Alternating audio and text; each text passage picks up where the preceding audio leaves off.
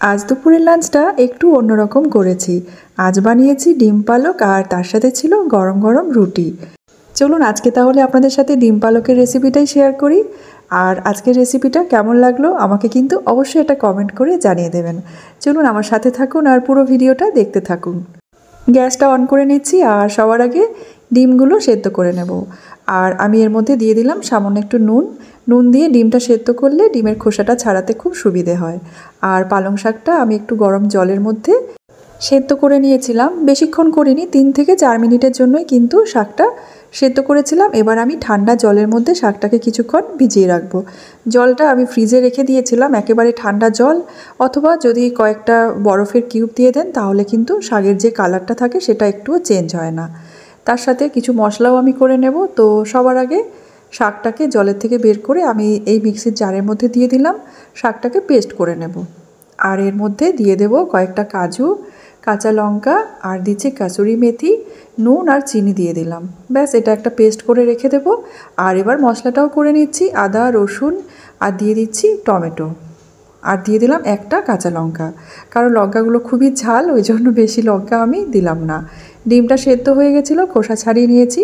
কড়াইয়ে আমি সাদা তেল গরম করে নিয়েছি। আর এবার ডিমটাকে সামান্য একটু নুন আর হলুদ দিয়ে ভেজে নিচ্ছি হালকা করে। আপনারা চাইলে ডিমটা না ভেজেও করতে পারেন, সেটাও ভালো লাগবে খেতে, তবে আমি একটু হালকা ভেজে নিলাম।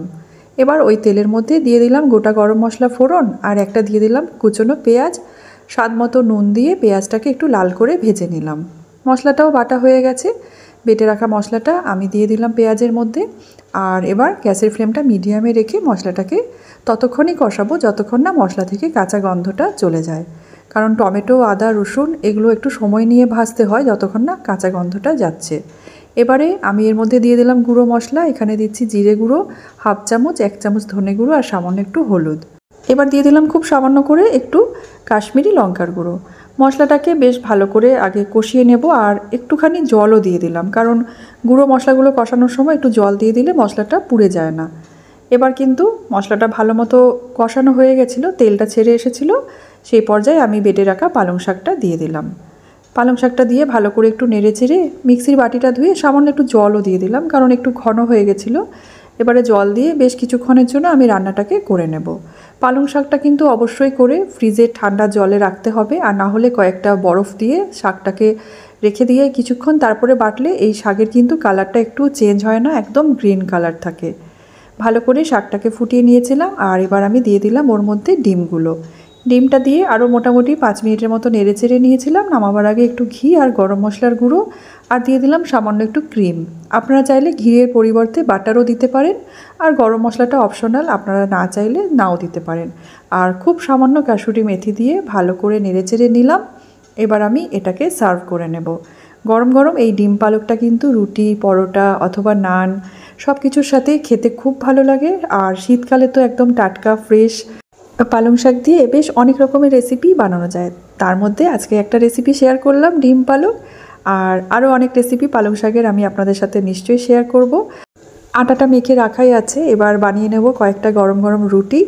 আর আজকে লাঞ্চটা এই দিয়েই সেরে নেব, কারণ এই ঠান্ডা ওয়েদারে কিন্তু বেশ ভালো লাগে এই ধরনের খাবারগুলো খেতে। ডেলি ডেলি ভাত খেতে ইচ্ছেও করে না, মাঝে মাঝে একটু মুখ পাল্টানোর জন্য এই ধরনের রেসিপিগুলো বানিয়ে বাচ্চাদের খাওয়াতে পারলে বাচ্চা থেকে বড়রা সবাই কিন্তু খুব খুশি হয়ে যায়।